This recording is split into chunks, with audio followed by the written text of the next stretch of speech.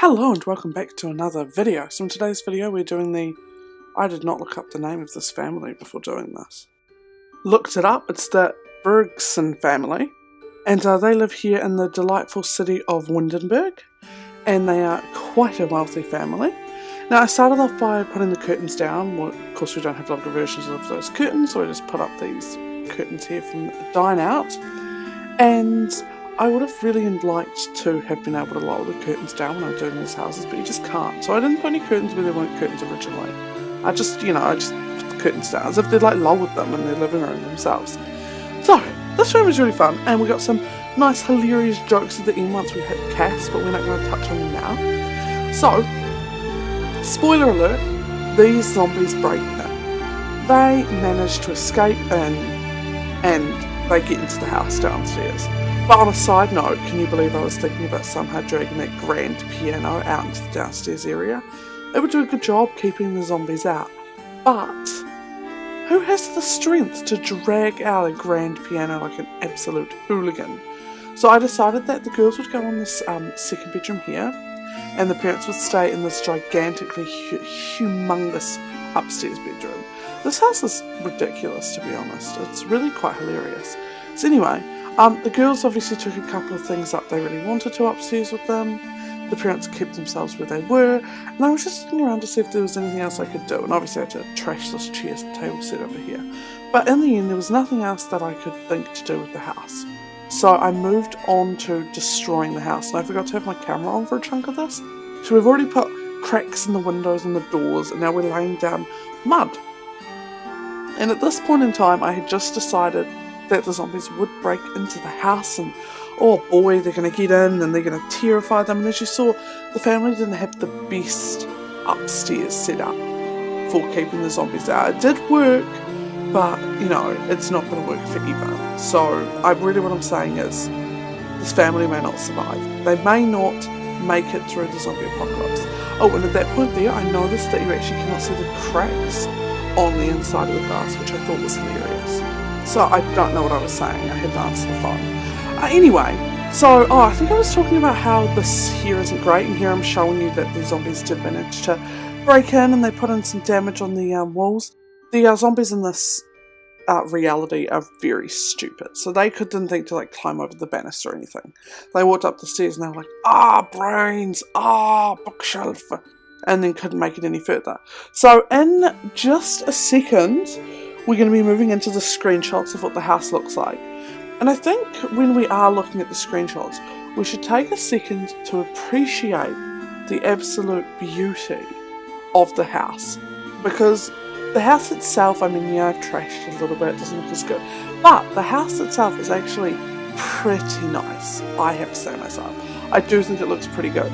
And the outside looks especially cool. And here I blow this up to make the windows really dirty. Because like I said previously in another video, all of these videos and all of these house renovations are all actually in different stages in the Sims, in the zombie apocalypse timeline.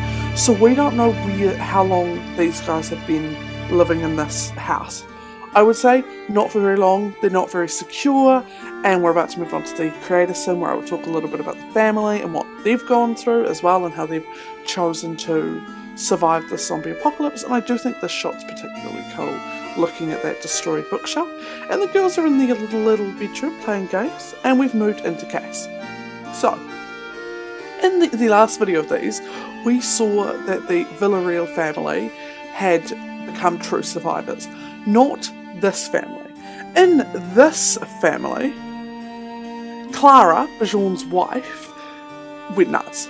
She could not handle the reality of the zombie apocalypse, she couldn't handle the murdering and the killing, and to cope with it, she sort of had a mental breakdown, and her entire family have to dress like they are fancy.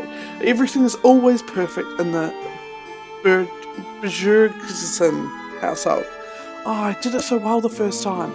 So she has lost it quite a bit. She's gone a little bit off the rails, and she's forcing her family to act like they are somebody, you know, like everything's perfect in their lives. So they dress the absolutely most fashionable look you could possibly have. They're always on point. So I really enjoyed putting this family together because I thought it was a little bit of a different perspective from what we've been seeing previously for the zombie apocalypse. And it is realistic that not all Sims would cope with a zombie apocalypse, and she didn't cope with the zombie apocalypse, which it does happen. I mean, I'm sure there are lots of people out there who can't handle the realities of having to kill someone who used to be a human, or maybe they still think they're humans, or maybe they just can't cope with anything that's going on, and so she snapped. And the entire family go along with this crazy reality she's built because it's a lot easier than fighting against it, and it keeps things a lot simpler. And so that was the reality we've gone with in this household. This is how they're dealing with the zombie apocalypse. So I think it's a lot of strain on the two kids, but this is how the family have got through it, and they've survived this far.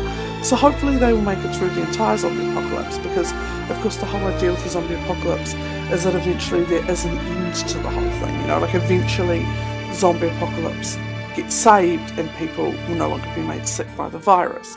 So I'm sure that's what everyone's hoping here. They're hoping here that everything will be good. So we're just making up a lucky last little Elsa, who's very adorable, and she is definitely the one helping keep her mum sane the most. So she's pretending like everything's normal. She still does her homework, all of that, and I think it's particularly nice and it works really well. So thank you so much for watching, and I hope that you enjoyed this video, you liked this family's perspective on the zombie apocalypse, and I will see you guys in the next video. Stay toasty, guys. Bye!